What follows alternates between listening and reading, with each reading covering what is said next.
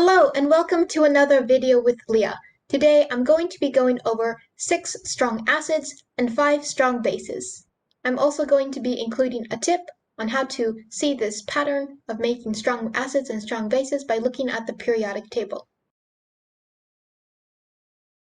So the strong acids for general chemistry here are going to be HBr, HCl, Hi, H2SO4, HNO3, and HClO4. So we have hydrobromic acid, hydrochloric acid, hydroiodic acid, sulfuric acid, nitric acid, and perchloric acid. Now, these three on the right, as you can see, these are just hydrogen combined with a polyatomic ion. So for the first one, we have a hydrogen combined with sulfate. For the next one, we have hydrogen combined with nitrate. And for the last one, we have hydrogen combined with perchlorate.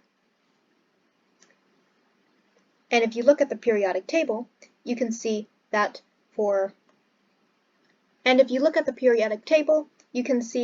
it's hydrogen combined with a halogen. So looking at this periodic table, this is from the Royal Society of Chemistry. It's a very nice periodic table, which I will leave a link to in the description. It has several features that you can play around with and see different patterns and characteristics. So we can see here that for HCl, HBr, and Hi, that these are all in the halogen group, okay, group 17, or group 7 if you leave out the groups from the transition metals. Okay, so they're all coming from that group. Now going back, we're going to move on to the strong bases. For the strong bases, we have LiOH, NaOH, KOH, and then we have BaOH2,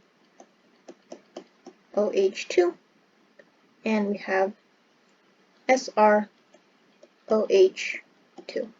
So we have lithium hydroxide, sodium hydroxide, potassium hydroxide, barium hydroxide, and strontium hydroxide. Now there is also a pattern for these strong bases.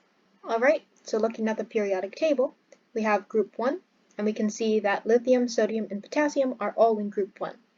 Going back, we can see that we have barium and strontium, which are part of group 2. So group 2 here includes barium and strontium. So for strong bases, you're going to have an element from group 1 mixed with hydroxide. Only count lithium, sodium, and potassium for this.